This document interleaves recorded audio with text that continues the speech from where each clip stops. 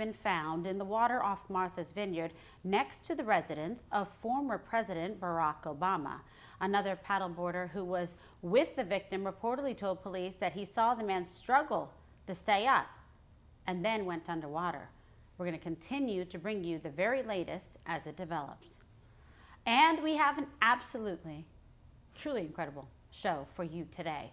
Multiple big breaking stories you're not going to get from the rest of the media, believe me. And Revolver News founder and trailblazer Darren Beatty is here to break it all down, including his huge story surrounding Ray Epps, Tucker Carlson, and the late rapper Tupac Shakur. Yes, you heard that right, and we're going to explain it all. Plus, there are even more signs of yet another witch hunt against Donald Trump in relation to January 6th. Full coverage is going to be just ahead. But first, Biden's corruption remains in full view. And now, one of Hunter's former business partners will soon testify that Biden has been lying all along about not being involved in his son's foreign business dealings. According to testimony expected from Devon Archer in front of Congress by the end of the month, Hunter would dial in his dad to meetings with overseas business partners in an effort to flex his father's political muscle to secure lucrative deals. Archer, who is facing jail for his role in a $60 million bond fraud scheme, will reportedly tell Congress that there were multiple meetings involving Burisma executives in 2015 and 2016 where Hunter phoned in his father to impress prospective investors. So the testimony is expected to further expose Biden's never-ending lies that he never talked to his son about his foreign business dealings. And back in 2019, Biden called a town hall attendee a damn liar for even asking him about it. Watch. You, on the other hand, sent your son over there to get a job and work for a gas company that he had no experience with gas or nothing, in order to get access to the president. So you're selling access to the president just like he is. So you're a damn liar, man. That's not true. And no one has ever said that. No one has heard that. I see it on the TV. You see it on the TV. No, I really do. And by the way, that's why I'm not sedentary. I don't like get up and no, let him go. Let him go. Look, the reason I'm running is because I've been around a long time and I know more than most people know. And I can get things done. That's why I'm running. And you want to check my shape on it, let's do push-ups together here, man. Let's run. Let's do whatever you want to do. Let's take my Push-ups? Oh, please, God, no. He can't go up and down the stairs. I don't need to see that mess. All right, so if you're keeping track, when Joe Biden was the point person under Obama for Ukraine, Hunter inked big deals using his father's influence. Then Joe got the Ukrainian prosecutor fired who was investigating Burisma. Then Donald Trump got impeached for just asking about it on a phone call. Then Biden lied about it, all repeatedly while Hunter got a sweetheart plea deal in an investigation that whistleblowers say was plagued by political interference. The corruption is in full view and display. And it's why Democrats and the Biden DOJ are so hell-bent on launching one witch hunt after another against Donald Trump. Because there are now more indications that Donald Trump will be charged in the investigation into January 6th. The 45th president and 2024 GOP frontrunner said in a Truth Social post last Tuesday that the combination of the target letter and the offer to speak to the grand jury, quote, almost always means an arrest and indictment. He's not wrong. If it wasn't already obvious, we don't have equal justice or equal application of our laws in this country. If you are a threat to the system, a threat to the status quo, or a threat to the swamp, the full force of government will be unleashed to destroy you, regardless of the facts, the evidence, or the law. And we're seeing it play out at home and abroad, because in another major exclusive report from Revolver News, the Biden administration is now accused of scheming in elections in Pakistan to oust former Prime Minister Imran Khan. What is going on here in these disturbing parallels to what's happening right here at home? Take a look. Pakistan should always have good relationship with the United States. And let me say, I had excellent relationship with the Trump administration. Why, for some reason, I did not have much contact with the Biden administration. So when Joe Biden came to power. Here to explain much more on all of this, Revolver News founder and former Trump White House speechwriter, Darren Beatty. Darren, thank you so much for being with us on the program. It's a delight to be back with you, Kimberly, as always. This is so incredible. I'm so fascinated by it. I'm telling you, I'm getting blown up with the text messages and emails and questions because everyone saw you were coming on and they're like, they want to get the truth and they know every time you deliver. So there's so much to get into, but that's why we devoted an entire hour just to you, okay? You have a big story on Revolver News about the connection between Tupac Shakur, Ray Epps, and his defamation case. If you can, lay out for us what this is really all about. Indeed. It sounds like one of these sensational clickbait type things that doesn't end up delivering. But right. To my astonishment and probably to the astonishment of people listening, the connection is completely legitimate and deeply important as a matter of defamation law. And so just to kind of set the table a little bit with the case of Ray Epps, I think by now, probably most people listening to this have an idea of who Ray Epps is. I mean, he's a notorious figure associated with January 6th. I still maintain he's one of the two smoking guns of the so-called Fedsurrection. He is, to recap, the only person caught on camera as early as January 5th, urging people repeatedly to go into the Capitol. Correct. Repeatedly. It's not just a one-off thing, just some drunk who had a weird idea and that was it. No, he flew all the way across the country, ostensibly to hear Trump speak, but he skipped the speech. Instead, on January 6th, he was a veritable Where's Waldo. He was everywhere but Trump's speech, effectively, directing people to go to the Capitol. There, it's in that direction, he says. That's where our true problems are. Spread the word over and over and over. This is a truly dedicated individual. And then, of course... Remember, he kept saying, we're going in, we're going in, we're going in, the whole deal. And you have provided and put forth as documentation. This isn't, conjecture or speculation. The actual videos of him saying this. Right. The videos speak for themselves, and it's come out in the transcripts and government transcripts and such that Ray Epps actually texted his nephew saying in relation to his involvement in the events on the January 6th, he said, I quote unquote orchestrated it. He was bragging to his nephew, which is quite something. But here's a guy who was then pre-positioned right at that initial and decisive breach point, whispering something into a guy's ear right before the barricades are pushed down.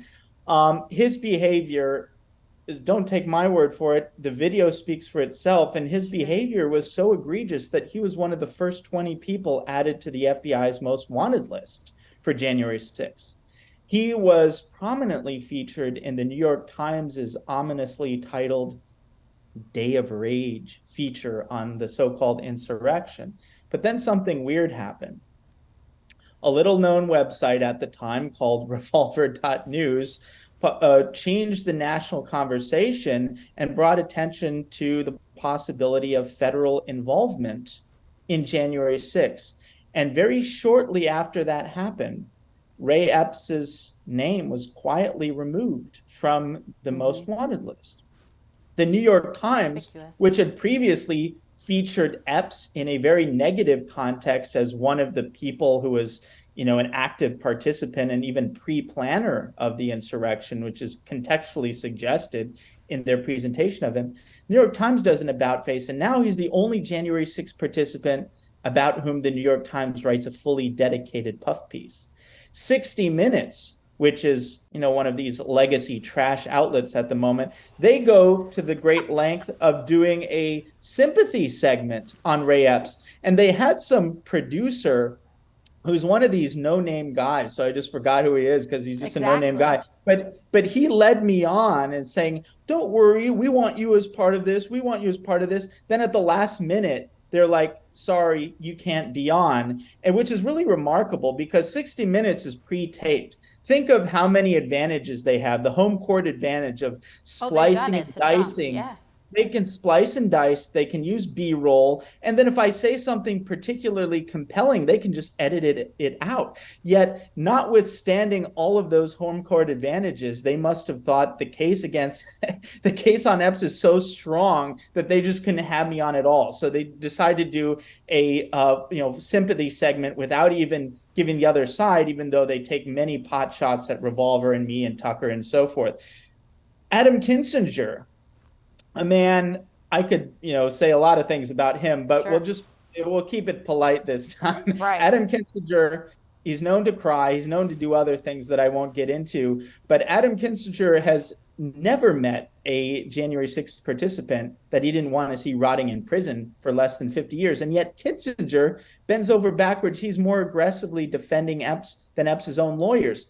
And to cap it all off, what legal counsel has Epps maintained for this defamation tour that he's doing, starting with Fox News? Oh, yeah. He's retained the counsel of Michael Tater, who is an employee of notorious Democrat hatchet man David Brock. So that gets us to the situation we're in now with these defamation suits. They're saying it's defamation. They're going after Fox, saying that Tucker having me on, suggesting that Ray Epps could have been a federal asset of some sort, that constitutes defamation. Now, here's where Tupac comes in. Truth is the defense, but yeah. Here's where Tupac comes in. Now, Tupac Shakur, kind of legendary rap figure, killed in the 90s. I think most people know his story. One of his songs called Against All Odds. In this song, he accuses a Haitian individual of being a so-called snitch and federal informant. After Tupac died, the individual is the subject of these accusations, sued the estate of Tupac, saying this is defamation.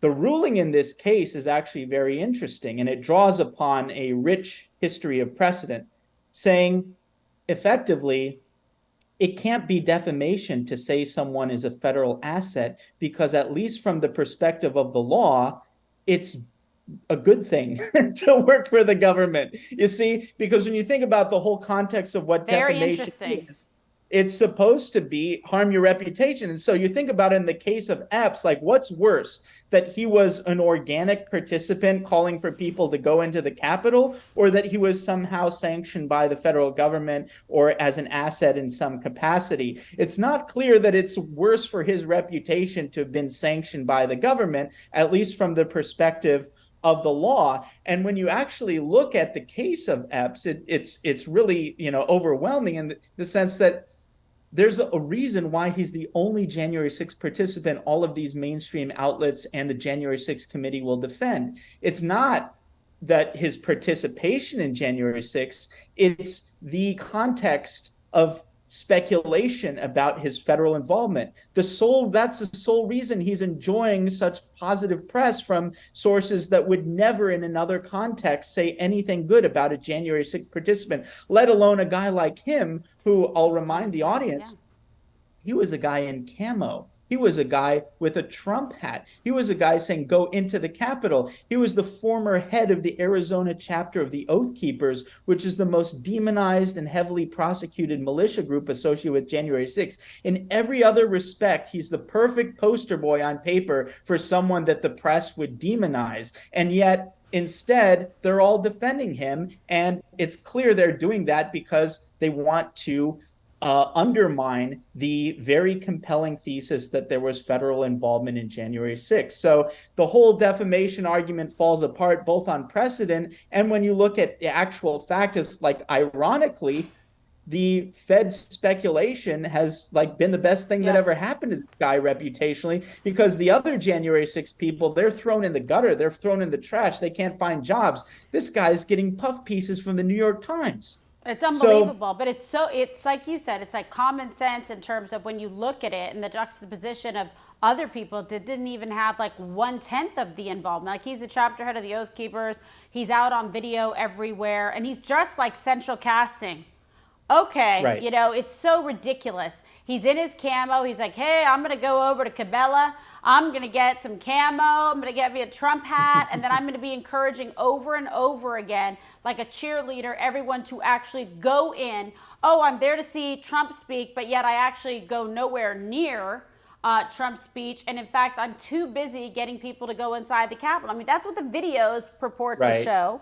Right. Those videos document aren't made. suggests It's his words and his actions and his whereabouts.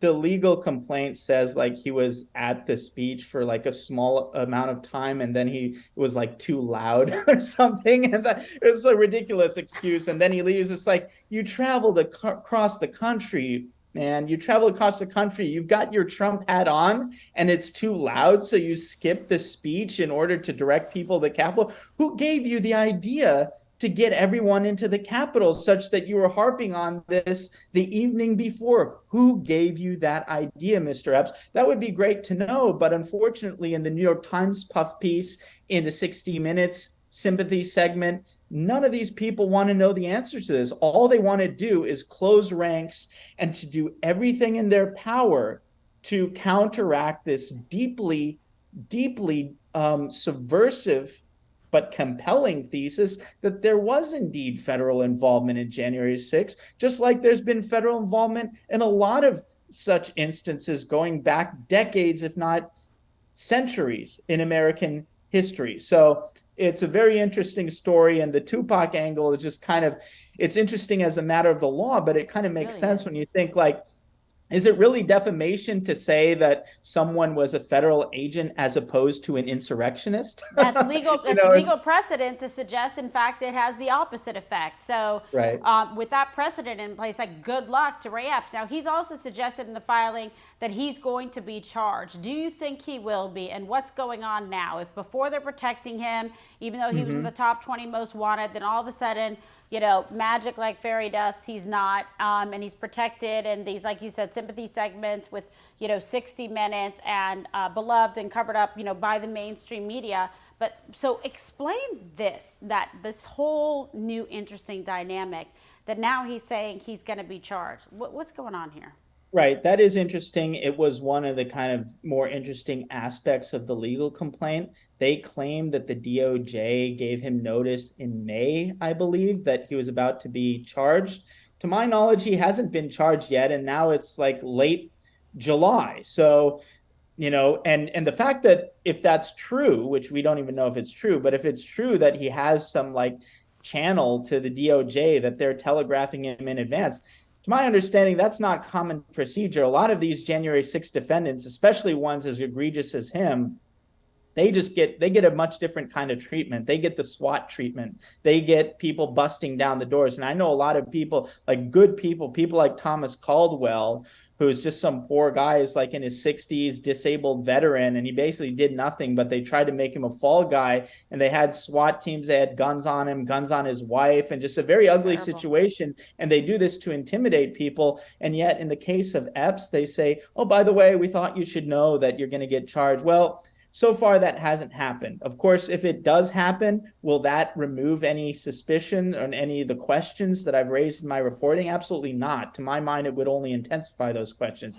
I think if he is charged, my explanation would be the following. I think that even the people, you know, in the DOJ who have been protecting him for this long understand how bad and how ridiculous it would look to not charge Epps if they ultimately want to charge Trump, because Trump didn't do anything in relation to January 6th. So if they charge Trump and there's no charge for Epps, it's just going to make the Trump charge look even more ridiculous. So I think this might be a preparatory step for a forthcoming January 6th related indictment for Trump. I really think so, because let's look back at history, which is about to repeat itself. All of a sudden, after all these years, they come forward with this, ridiculous slap on the wrist, right, for Hunter Biden. Before they're saying they're, indicting Trump and doing this and that, and then Bill Barr's given interviews to the New York Times saying, they have a problem if they're going to pursue charges against President Trump, but yet it won't look like, equal and fair applied justice if nothing happens to Hunter Biden, even though it was just so prophylactic and so ridiculous. I feel like that's repeating itself again, that perhaps they're bringing up the Ray Epps stuff so that they can justify what they're doing with President Trump, with Jack Smith, et cetera, to try to make this somewhat palatable to the American people. It will not be, but this is at least their, pathetic attempt to, get ahead of it. That would be my guess. But I would be equally unsurprised if there is no charge and this is just either kind of made up or just some weird kind of smoke signal, telephone game type thing that never amounts to anything. Just to put the chatter out there. Do you know what I mean? Yeah, and then he's saying it. They're not that nice to be like, oh, by the way, heads up, right? That's not what they do. We'll have to wait and see. But as for the Trump thing, I do think there probably will be a January 6th related indictment. They're just going to keep piling indictment after indictment until they can get rid of him. That's the strategy now. That's the regime strategy, is they can't, which is interesting because it shows that they're not even fully confident in their vote rigging capabilities at this point. True. Because if they're confident in their vote rigging capabilities, they wouldn't need to bury him in one ridiculous indictment after another. So this is their insurance policy to say, we're just going to indict the hell out of him until he can't even run. And frankly, this is what the DeSantis people are counting on. You've heard of a lot of campaign strategies throughout history. The DeSantis strategy in this case, which we might dub the Merrick Garland strategy, is almost unique in the sense that he's literally counting on a corrupt Justice Department in getting rid of his rival, which is surpassing him so far that he doesn't even have a chance in a normal electoral context. Well, that makes him twins with Joe Biden, because Joe Biden is hoping the exact same thing. So Joe Biden and Ron DeSantis have a lot in common. That's what they're counting on. That's their, quote, long game, to use lawfare, political persecution, to be able to remove their primary political opponent. Absolutely. But as we talked about with Biden, I think Biden has a lot of troubles beyond that. I think the Democrat establishment is about ready to get rid of this guy. They're ready to get rid of the old guy. They're going to put him in a nice retirement home. They're going to set him up. God help us. Maybe they're going to put him in the villages in Florida. Good God. Right. They're going to put him in a nice retirement home. He'll be taken care of. But with each passing day, it's more and more clear that Biden is just not happening. And even the people, the guys pulling the strings, people forget. We have to kind of have a begrudging respect for this. Mm-hmm. The Democrat machine is exceedingly disciplined. You remember in the primary, the 2020? Yeah. You remember in the 2020 primary, it seemed like, there are a bunch of people. And then it was like in the space of 2 days, everything closed ranks. And then it was Biden. Everyone. Yeah. Like the same machinery that made that happen will take Biden out just as efficiently and just as swiftly. And they're going to put someone younger and more viable in there who will be, I think, a formidable candidate in 2024. So Biden, I think he's done for. So it's really DeSantis who's counting on Merrick Garland to lend a helping hand. And I don't think there's ever been a case in a primary where somebody who's like their whole strategy is based on the hope that a corrupt Department of Justice would basically eliminate the rival that they're not capable of competing with in ordinary context. Well, That's this is some the Merrick Garland strategy stuff right there. It is. It's the Merrick Garland strategy. It's really true, but we can say this, but guess what? It's about to become facts in like, a matter of time, matter of weeks, who knows? I think and you've seen all the different polls, the Harvard-Harris poll showing that Trump beats, Biden, handedly. Like the numbers are not good. And they're letting more and more things seep out about Joe Biden. They're covering for him less, which means the setup is in. And so he's in big trouble. And Kamala Harris, the cackling hyena, is in trouble too, because it's not going to be her.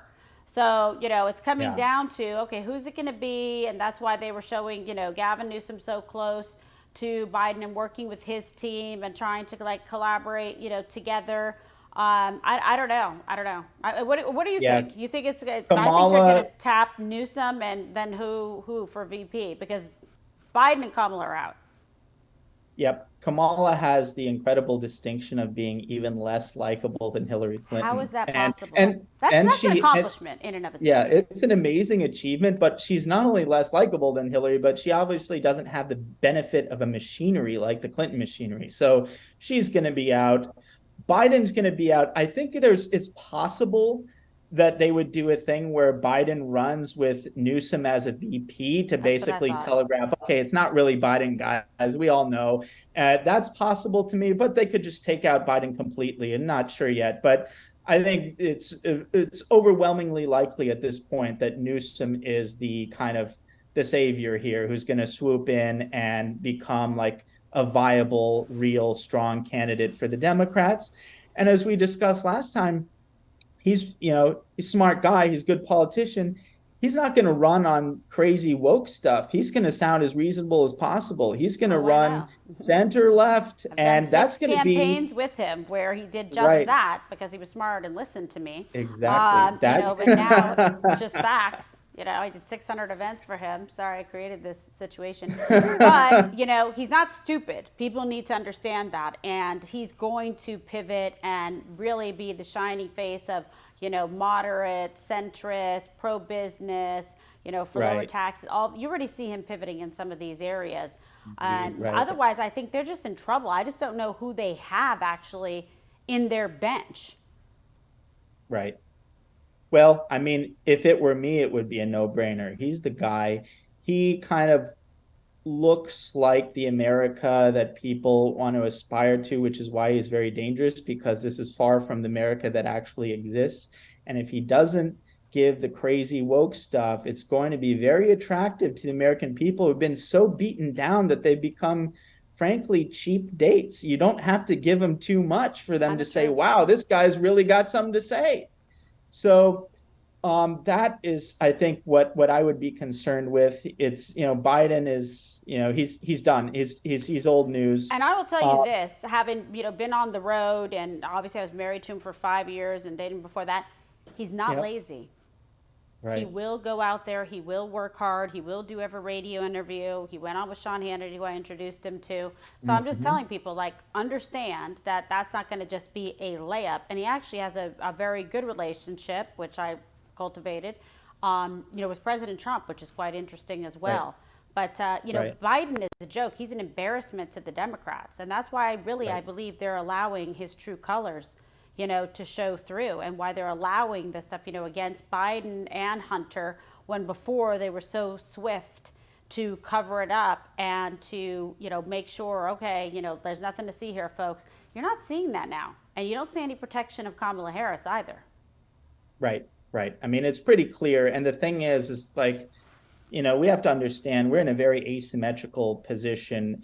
From the standpoint of the right in America, we have maximum awareness and minimal to no accountability. And so if you see something that's about to happen to Biden, it's not because conservative media is talking about the laptop.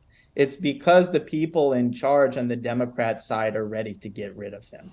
I agree. I think you're right, though, about doing the VP thing. And if I were advising them, I'd be like, no way, continue forward with Kamala Harris. Make some excuse, give her some ambassadorship, give her some position or whatever.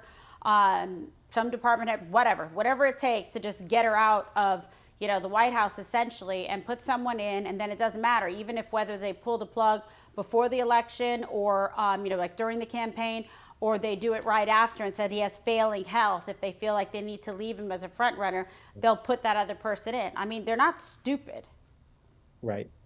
Yeah. So we'll just have to see which permutation, but we're all agreed on the basics. Unless they're really dumb, which they're probably not that dumb, they're going to do some permutation of this, and that's going to be a tough road. That's going to be tough for even for Trump when he gets the nomination. I think Trump will get it unless the Merrick Garland strategy prevails, but it's going to be tough for Trump. I think Trump can do it. DeSantis Well, he's just not wouldn't dropping have out, a that's chance. for sure. So even Yeah. if they convicted him, so he's not going to drop out. And by the way, nor can he at that point, because the only way then, to pardon himself or something. I mean, it's just, the whole thing is just Right. absolutely outrageous Right. and un-American, But, But I want to just talk, to go ahead. Yep. Just to say more about this Merrick Garland strategy that the DeSantis campaign has either deliberately or unwittingly embraced, because it really does seem like that's the big card that's the ace up their sleeve from their point of view.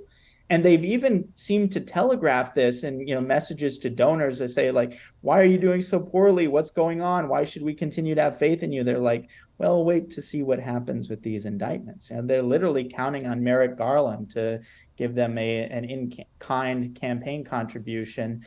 But the context, I wanted to get to the Khan interview. So if we wanted to say something in between. No, we're going to talk about that too. I just have a quick question. Because I got to get the most. Mama's got to get the most for her money here, right? Theoretically speaking, when I've got you here, I mean, good luck trying to leave. Okay.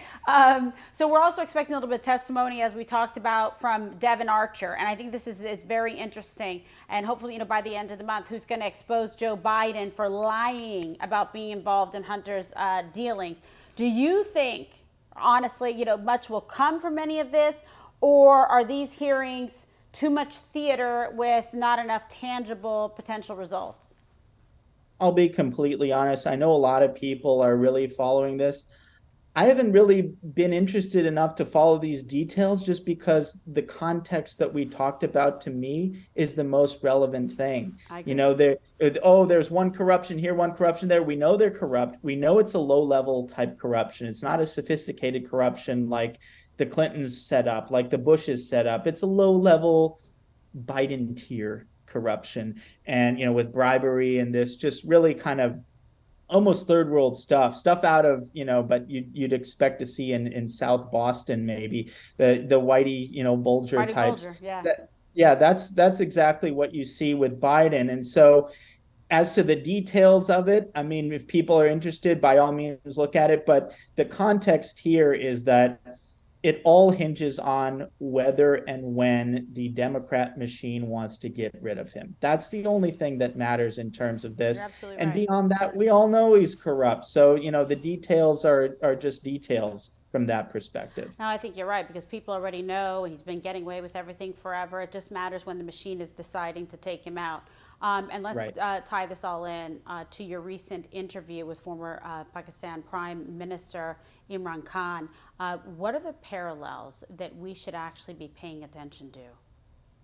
Absolutely. And I understand, it's not the typical thing that we would cover. And probably a lot of people listening are just like, why should we care about what's going on in Pakistan? We have enough corruption going on in America right now, of all countries. Why are we going to even This is like a corruption buffet, okay? That's what we're Indeed. So why even bother with Pakistan? Well, there are a lot of interesting reasons for this. So Imran Khan, like Trump, was actually an international celebrity in the 80s. He was making headlines. He had a kind of a jet-setting Playboy lifestyle. He left the glamour of his life in the 80s, like Trump, many ways, to pursue politics, because he saw that his country wasn't living up to its full potential. Yeah. Like Trump, he ran against and ultimately defeated two entrenched and corrupt political family dynasties. In the case of Trump, it was obviously the Bushes and Clintons. In the case of Imran Khan, it was Bhutto and Sharif families. So there was that kind of parallel too. And he's basically running against now the corrupt deep state of Pakistan, which is the military, and the ISI, which is their intelligence service that's deeply connected to the CIA, going all the way back to the Afghan-Soviet war, when we were supporting basically the Mujahideen types. The cooperation goes all the way back there. So there are a lot of really interesting parallels. And like Trump, he was undermined by the deep state. They ultimately took him out of power. And now he's running again. He wants to get office again. And the government is doing everything it can to stop him. Trump's a little bit behind him in terms of indictments. This guy's facing over 100 indictments. He's currently in house arrest. He could be arrested any time and hauled off into prison any time. All of the senior people in his party are getting slammed with phony indictments and just disappearing. It's kind of like everyone in Trump's orbit has legal problems that they have to deal with. It's the same strategy, but the similarities get even more acute when you look at the individuals involved. Now, I had the honor to speak with him, and I think he was a little bit reluctant to kind of accuse of the American role, as he has in other contexts, but I was willing to play bad cop because there is indeed an American role in what's happened to him. I should say that he had a very good relationship with Donald Trump. Mm-hmm. When Biden came into office, everything changed. Now, why is that? Well, Biden elevated a certain individual to a key post in the State Department. This woman's name is Victoria Nuland. She's someone that Trump has called out by name is in one of his many exquisite policy statements. Trump is well aware of this woman. She is a regime change dominatrix, you could say. She's been involved in regime change for a long time. Experts agree, and Trump exposed this as well. She was involved in the Euromaidan color revolution in Ukraine in 2013, I believe. And she was involved in other things. For instance, Imran Khan was well known as a critic of the war on terror, the Iraq war, as was Trump. And, you see what happens to both of them. That you can't, once you criticize the war machine, you've got very powerful enemies, and that happens on both sides. And so Khan was criticizing the war on terror. He specifically directed criticism to Obama's policy of drone strikes in Pakistan, which were creating a lot of enemies and being very ineffective. The woman in charge of defending Obama's drone strike policy in the State Department was Victoria Nuland. So there's a history that goes back a long, long way. Nuland's husband is a guy called Robert Kagan, who is one of the original intellectual architects of the Iraq War. Interesting. And of course, every organization you can think of, remember back in 2016, every national security hack, every corrupt national security moron, because they use the term national security just to cover up the fact that they're idiots and they've driven the country into the ground and just expended so much blood and treasure over nothing. It's really shameful. They've been involved in all the kind of national security organizations, operations trying to stop Trump. And this woman, we discuss in this interview, is overwhelmingly the suspect for who was the driving force behind this color revolution in Pakistan, because he had great relationship with Trump. When Biden came in, there was a coded diplomatic cipher sent to his ambassador in DC by basically a messenger boy for Nuland, saying, you get rid of Prime Minister Imran Khan in a no confidence vote, or there will be consequences for Pakistan. And literally the next day, a no confidence vote was proposed, and it was ultimately successful, and that's how he was ousted from power.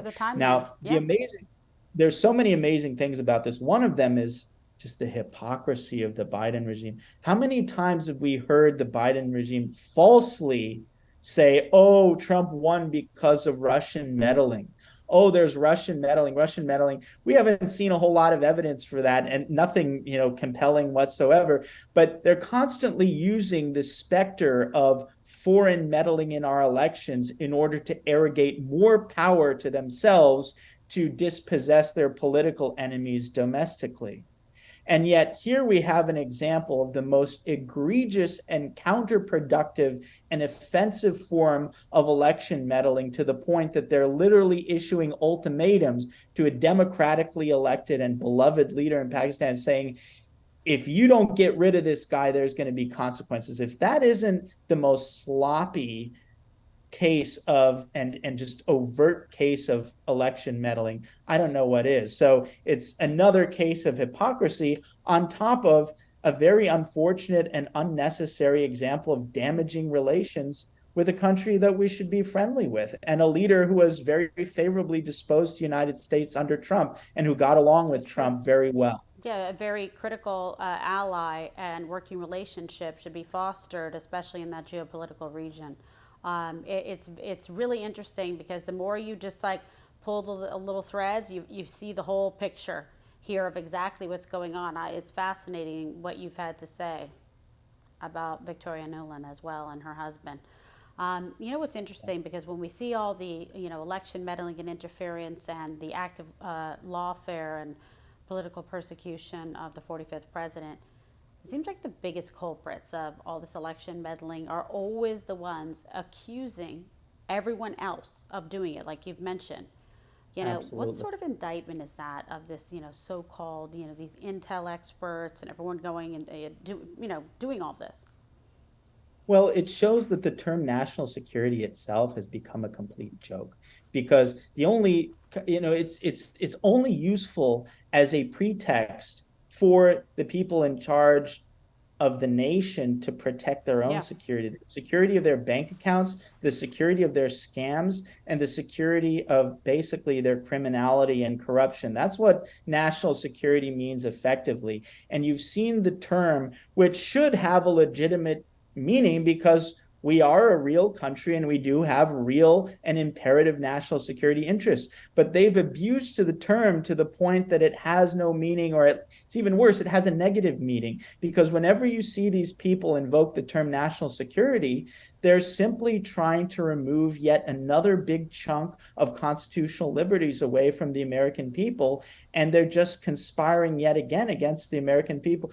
Talk about election interference. This was an egregious case from Biden to Pakistan, but let's look at domestically. Mm-hmm. As Trump pointed out many times, what we saw in the Twitter files, that's election interference. Sure. The government pressing social media companies not to cover a story like the Hunter Biden story, that's election interference. Censorship is election interference. All the things you see is like profound examples of election interference. You don't even need to go to the vote counting level, which is the most controversial aspect of the voting. You don't need to go to the voting machines, just go to the censorship.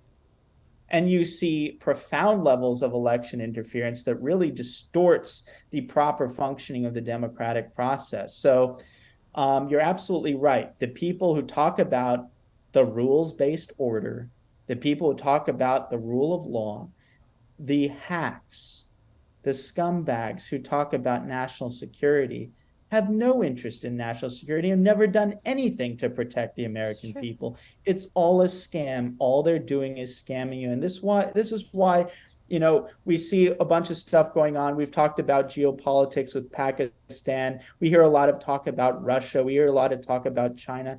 But at the end of the day, it's really what Trump said, and he said it so well, and it's something that had to be said. And that is this, that the true enemies of the American people, the true problem holding us back from success in America, where we should be, the greatness that we really should achieve, it's not any foreign adversary. It's not China. It's not Russia. It's not Iran. The true enemies of the American people are the corrupt, illegitimate hacks that run America and are running America into the ground. That's the bottleneck, because these are the people that capitulate to our foreign enemies. These are the people who make these shitty deals with our foreign enemies. These are the people. This is the bottleneck. Once you get rid of that and have proper leadership, not only at the presidential level, but across the bureaucracies, then these other problems just disappear, because we have competent and strong leadership. So that, I think, is probably the most important thing that Trump said, and he said a lot of important things, is The real thing we're up against is not any foreign adversary. The real thing we're up against is the criminals, the illegitimate filth that run America and are running America into the ground. It's really true. It's just such a sobering thought, and the more, Trump is attacked, I mean, quite frankly, you look at the metrics and you see that he's getting stronger, meaning he's up in the polls, he's up in Iowa, he's up in New Hampshire, he's up in the general. You see DeSantis slipping and Vivek, Ramaswamy getting into second place, which is why I think no coincidence Fox News is now starting to turn their back and attack Vivek. So, because they all want. They are. This is news to me. I haven't seen this. Yes. They're attacking him. So now it's no longer, giving him the attention and the nice friendliness, whatever. It's like gloves are off, and it's weird because you've seen it now. It's like a whole shift where now that he's actually, resonated and has moved into second spot in some places, they're like, oh, wait a second. We better stop this little playing cozy with this guy. Trump, they keep messing with him. He just gets stronger because everyone's pissed off. And as it relates to President Trump, I mean, what do you think? Even if what you say is going to upset me, I love you too much for me to ever be upset with you. But do you think, as people ask me, and a smart person asks a question of an expert, so I'm asking you, do you think he can carry kind of this momentum, through this primary and the general election, even as this whole weaponized justice system is truly out to destroy? I'm like, what does your gut and your honesty and your instincts tell you? Well, I think if anyone can do it, it's him. And also, if it's not just that he's the most likely guy to be able to do it, which I think he is, but there's another dimension here too, is that for someone else, let's suppose in theory that someone else who was more establishment friendly had a better chance than him, which I don't think is the case, certainly not DeSantis. Certainly not now, but yeah. Let's just hypothetically say, let's say an establishment person had a better chance.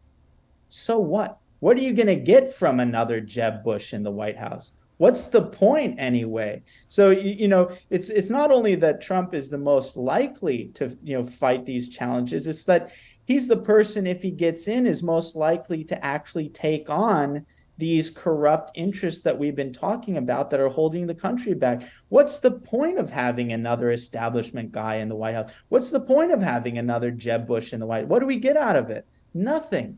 So he's more the Victoria guy. Newlands?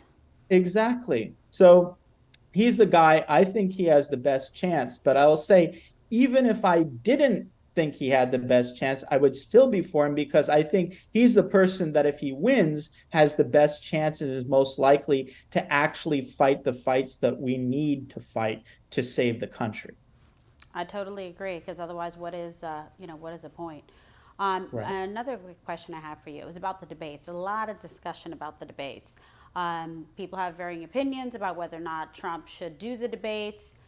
What do you think? Would he have much more to gain? What are your thoughts? Or is it more to lose by elevating others that the former president, that 45 takes the stage with them, with the likes of people like Chris Christie?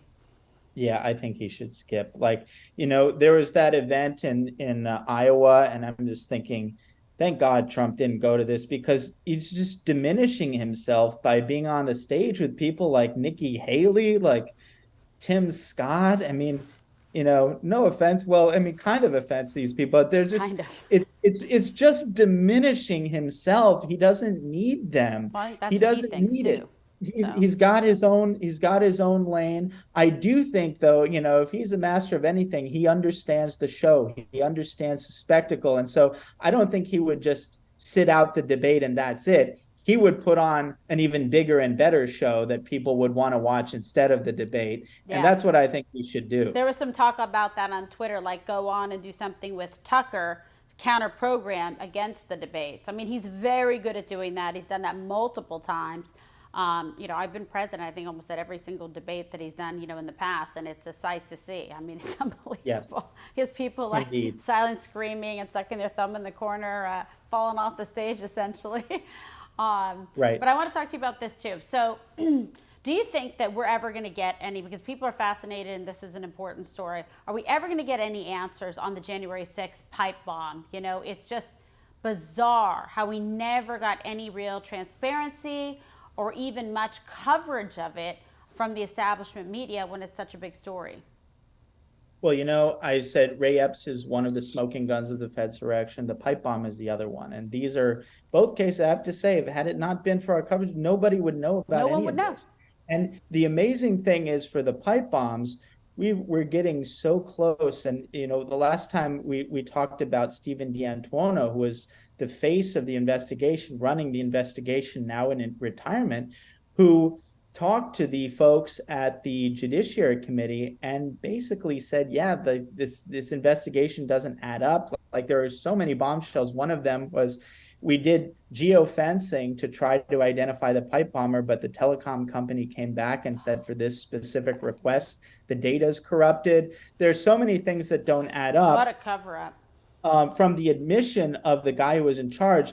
And now we have video of the discovery of the bomb at the DNC, and we're getting very close. Like, if we can identify the person who just quote unquote randomly discovered this DNC bomb, we're getting very close. And I'm working on this pretty aggressively. It's premature to really say anything beyond that, but let me tell you, they sense how close we are, and there's profound pushback at every level. And people can just imagine how high this cover-up goes. Like, at what level do you have to be to have the power to corrupt telecom data such that they couldn't give it to the FBI when the FBI requests it? This is a very high level of cover-up. The pipe bomb thing is a very high level, very sensitive cover-up. And I think a lot of powerful people are doing everything they can to prevent discussion about this and to prevent discussion about Epps. And I'm sorry to say that Epps has his legal counsel. They have successfully used the Dominion precedent to intimidate a lot of people away from talking about it. They can't intimidate you, Kimberly, but they've intimidated lesser individuals, weaker individuals who, and it's really sad to see, but they cleverly saw, look, the weakness displayed in the Fox Dominion lawsuit, which I personally think is ridiculous. They settled for close to $1 billion. It's just saying, hurt me more. And there's a reason that Epps and his counsel, even though Tucker Carlson and me, Darren Beattie, were named extensively throughout the legal complaint, we are not technically defendants, at least yet. The lawsuit is against Fox News because I think they correctly think that Fox is going to be willing to settle. Right. Because in settling, Fox, it's not just that Fox is weak, but by settling, Fox can reinforce their position that Tucker Carlson was a liability. They can settle and they can say, oh, look, see, it's just another headache that Tucker caused us. Which is see, what this they is why we did had to with get rid Roger of him. Ailes as well. It's the same playbook over and over again. They settle so that it makes the person look bad, and it's pathetic. But let's see what happens with this. But also, so you've been able to break all this big news, do all of these stories, but it comes at a cost. Like, you've got to be able to have the funds to be able to do this. Give a plug for your incredible website, and you have a subscription service, all of the above. Do it now, my friend. Absolutely. I'll just say, look, I'm very confident, pound for pound, revolver.news is the most effective vehicle, the most effective weapon against the corrupt filth that are running our country into the ground. It's amazing what we've been able to accomplish on a pretty meager budget and with attacks nonstop. I mentioned Soros has a nonstop woman who's going after all of our advertisers. Oh, yeah, it's been a headache, matters. Whatever. That's part of the deal. People, if you want to support Revolver News, if you want to support our work, if you want to help us finally get to the bottom of these investigations that we're so close on, go to revolver.news, subscribe to our newsletter, donate, go ad-free, or simply share our stories with people you know who might be interested. Anything helps. We're all part of the same team. We're all fighting the same fight. We're part of the same family. So whatever you can do to help, go to revolver.news and do it. Join the fight. Absolutely. And I'm going to tell you something. Look at the results you've been able to provide with facts and evidence and truth. You're so direct over target. That's why they're coming after you. I tweet your stuff out and put it out on my social media because I think it's so important for people to be able to get the truth, and we have to be unafraid. And the American public deserves the right to know. We deserve to take back our country and understand exactly what kind of nefarious elements are at work here and who's working together, conspiring with one another to create these, issues. And whether it's not even United States or whether we see what's happening in Pakistan, pay attention is what I tried to tell people. That's why they've got to go to Revolver News to get the facts and get the information. You've done more to uncover what's going on here and the corruption and been right about it. Look at your record. Then everyone waited forever and ever and ever for, Durham and this one and that. And I mean, right. It's just been such a big disappointment, but you have gotten to the bottom of it and to the facts. It's funny, like in a way, like I like kind of being the only one doing it because, okay, you're the warrior, you're getting credit. But on another hand, I'm thinking about it and say, why the hell am I the guy doing this? Like, I don't have the resources. Why isn't the RNC doing this? Why isn't the RNC putting up a huge reward for whistleblowers? Why isn't the RNC putting up a ton of money to find out who the pipe bomber is? Because this isn't just, far be it from them to do anything just because it's good for the country. This supports their own selfish interest because the false narratives on these things are being used to attack them. And yet they have no interest in doing it. It's just shameful, the cowardice and the lack of imagination displayed, and just the total incapacity of so many of these Republican organizations to effectively weaponize capital. And yet every day, everyone who's remotely on the right is receiving 1,000 emails asking for their donations, and it just flushes down the toilet. They're not doing anything effective with it. So it's really a shame. And I think, like, why the hell am I doing this? Like, RNC has hundreds of millions of dollars. What could I do with $100 million? They're probably, at that point, I'd probably get a drone strike. They'd probably drone me if I had $100 million, the damage that I could do with that to the system. But, it really is, it should make us think, there's not a money problem. There's a problem in terms of effectively translating money into high leverage projects that actually make a difference. And it's a combination of cowardice, it's a combination of stupidity, and it's a combination of corruption, because a lot of people would rather just pocket the money and do something safe than actually move the needle in terms of the high stakes game. Yeah. It's much easier, just pocket the money, buy a big house, buy a yacht, whatever, and but then you're not controlling the country, because the other side is willing to play the high stakes game of who controls everything. People on the right, they're playing for scraps of who can, buy another house with their consulting fees. And that's fine, but that's not going to win the big game. So we need more people. We need more people who are willing to play the high stakes game, the game that matters, the game that, holds the destiny of the 21st century in the balance. And so I hope more people will get involved in that. I appreciate you and your courage, Kimberly, for being a part of that and for playing the high stakes game. Thank you. But we just need more people. We need more courage, and we need more intelligence.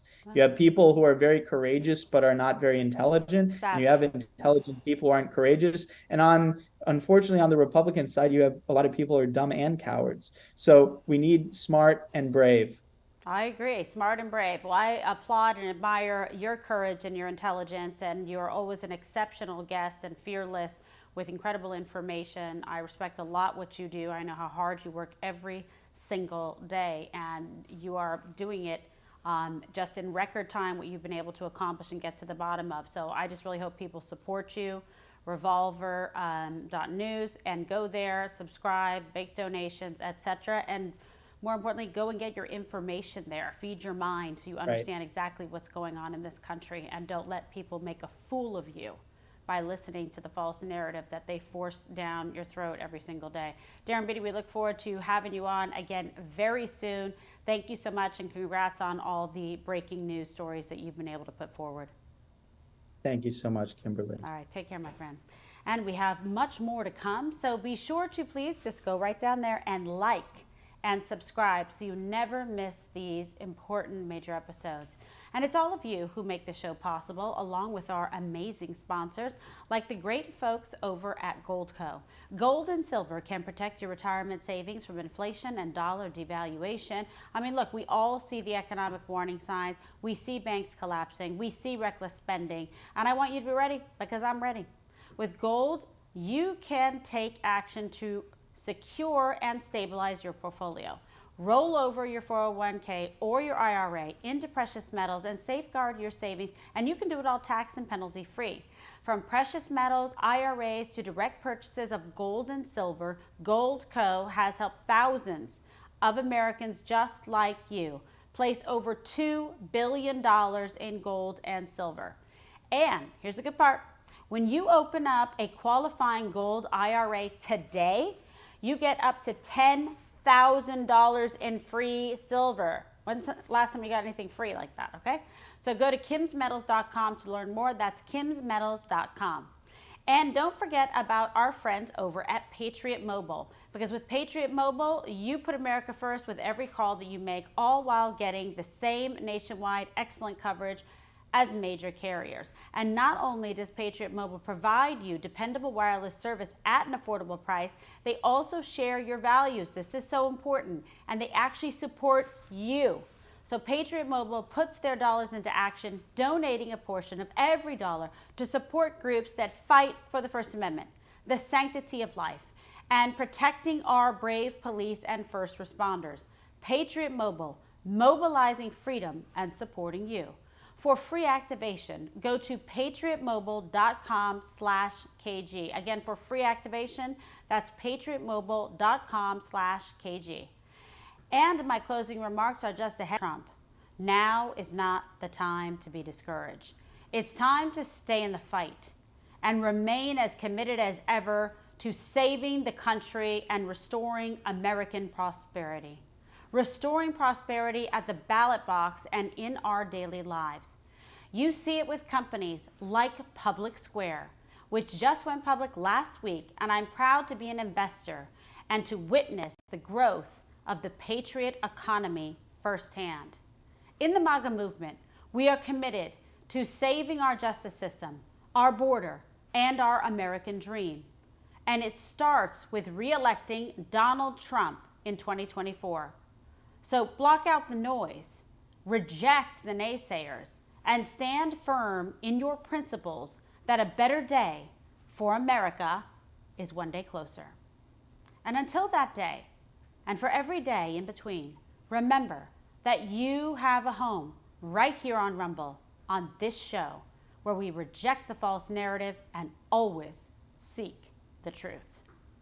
So please, be sure to like and subscribe to my channel at Kimberly Guilfoyle. Turn on notifications, download the Rumble app, and tell all of your friends so they know exactly where to find us. And also be sure to follow me and Don Jr. across all platforms: Twitter, Truth Social, Facebook, and Instagram, so we can stay in touch. And don't miss Don Jr.'s big show tonight at 6 p.m. Eastern with the one and only Jack Posobiec. So, and if you can,